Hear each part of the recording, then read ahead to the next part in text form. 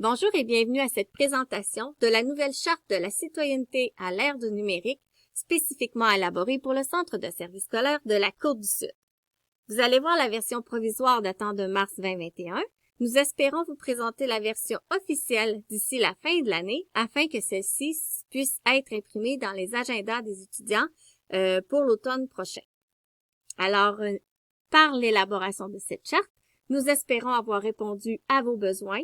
De nombreux besoins avaient été manifestés par les équipes écoles, donc nous espérons que ce besoin-là a été répondu. Et aussi, nous avions une demande d'avoir un seul document pour tout le centre de services scolaires. Donc, nous avons porté une attention aussi à l'uniformité.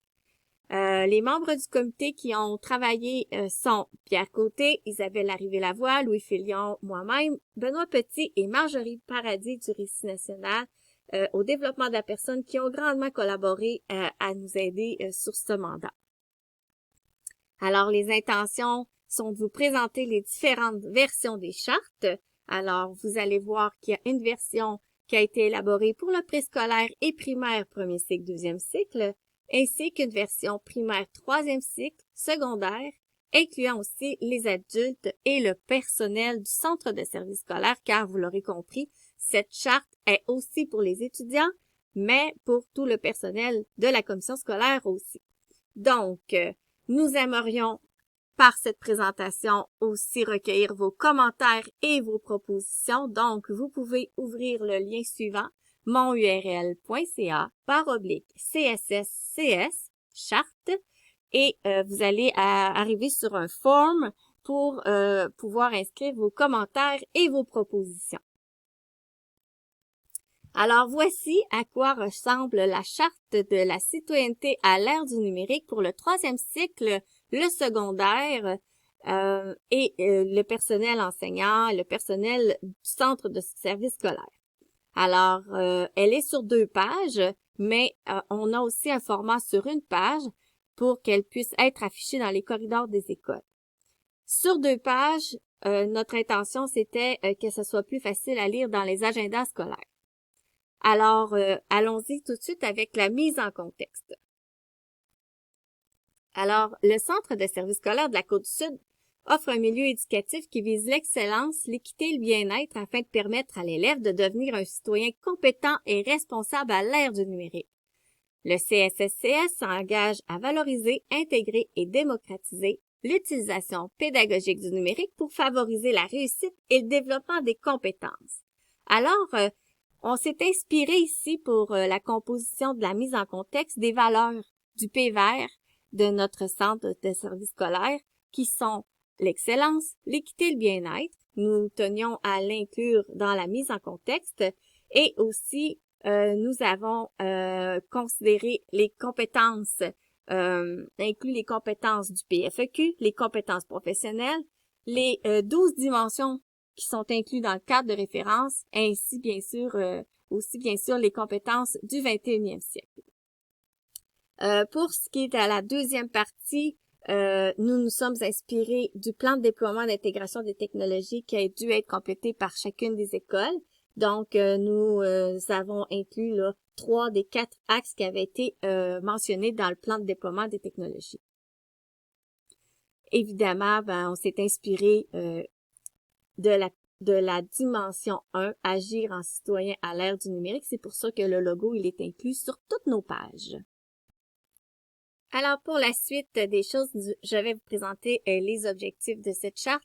Alors, les objectifs sont de développer la citoyenneté à l'ère du numérique tout en priorisant les apprentissages de l'élève et en valorisant le développement professionnel continu en lien avec l'intégration pédagogique du numérique.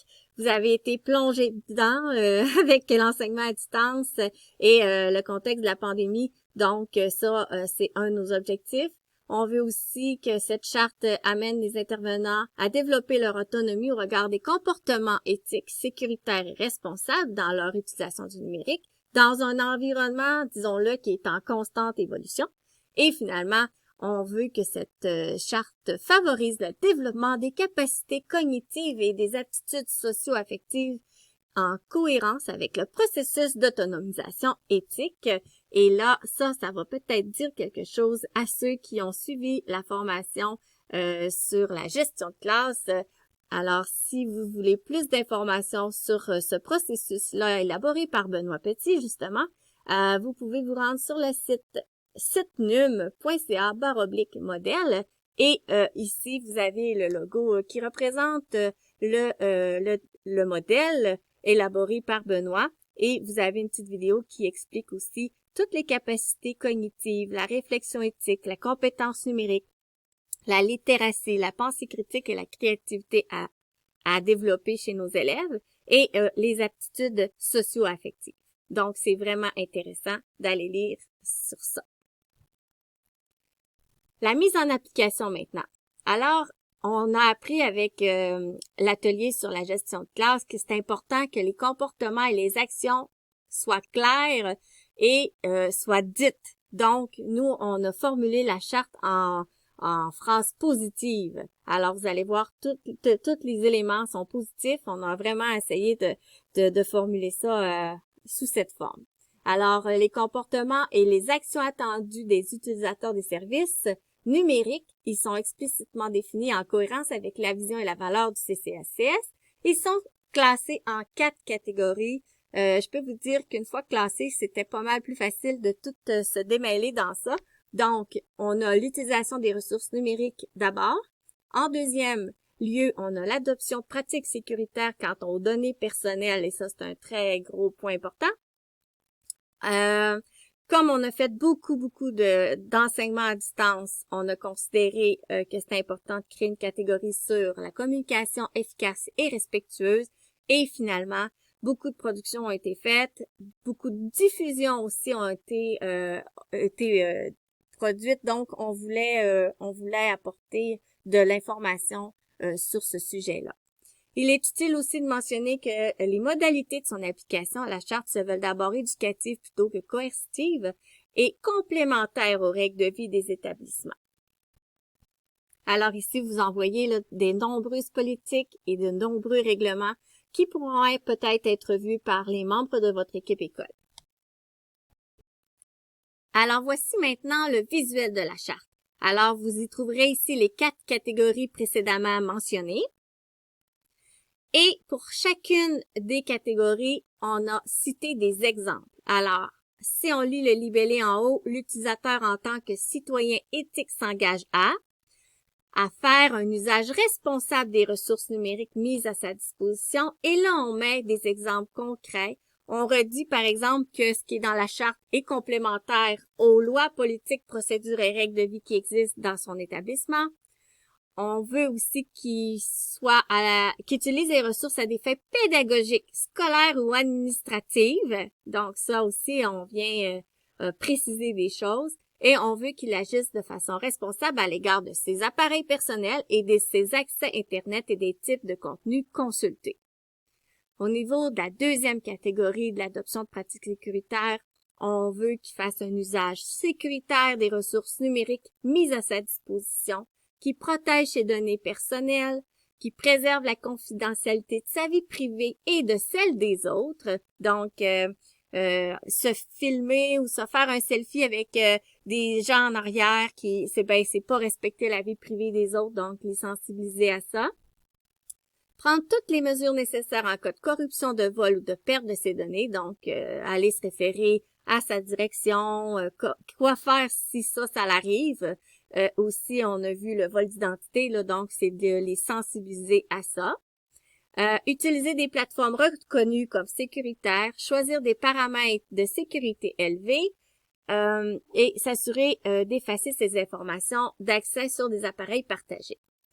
Et aussi, on a ici se déconnecter après chaque session de travail. C'est plus facile sur un PC que sur un iPad, par exemple, une tablette, mais il faut les sensibiliser à ça. Les élèves, quand tu utilises une tablette, c'est important d'aller te déconnecter de toutes les applications sur lesquelles tu as été.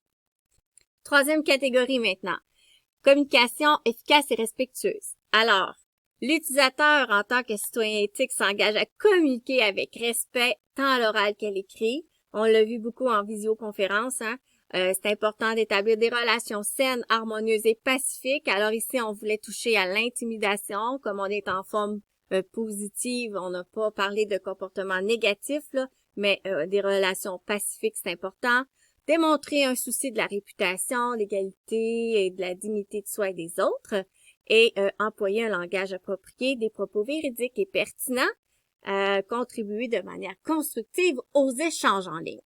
Et finalement, la 4e catégorie, on veut que le citoyen éthique s'engage à utiliser et traiter de l'information de manière critique et responsable en respectant les droits d'auteur, en partageant des ressources sous licence Creative Commons, d'obtenir au besoin les autorisations nécessaires pour l'utilisation et la diffusion des ressources des images, le droit à l'image, on va le voir aussi, dans des activités qui vont vous être proposées. Alors, pour chacune des catégories, là, sur le SharePoint de la communauté TIC-Récit, il va y avoir des activités proposées dans le volet citoyenneté numérique.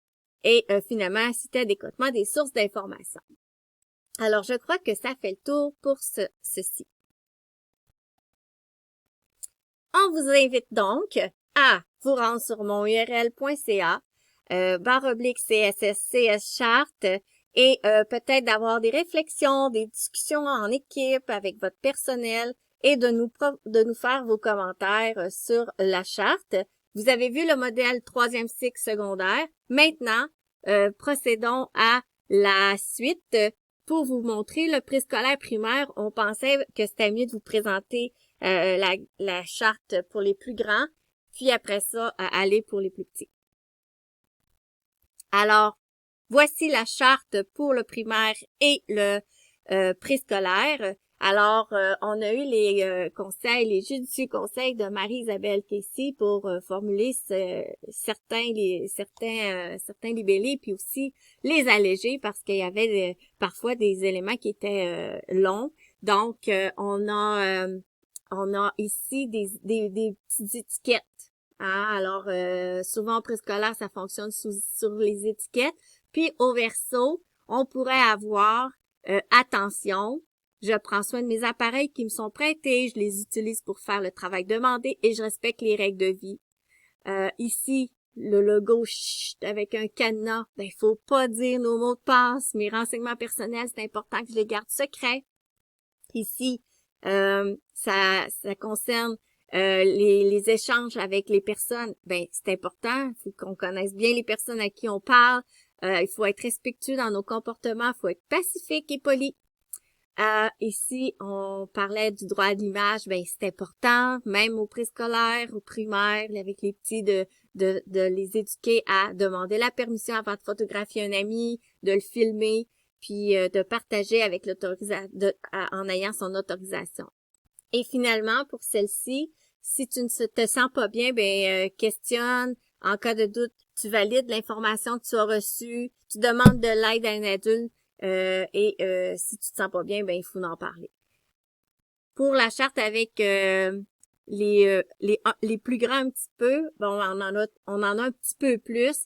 Alors pour primaire jusqu'au 2e cycle, ça pourrait être celle-ci. Alors vous voyez un peu les mêmes libellés, quelques-uns qui sont en ajout ici là. J'adopte des comportements appropriés en tout temps, je respecte les règles de vie de l'école et je demande de l'aide si j'en ai besoin encore une fois. Alors voici, vous êtes invités à vous rendre sur mon url.ca /CSSCS charte et merci de votre précieuse collaboration.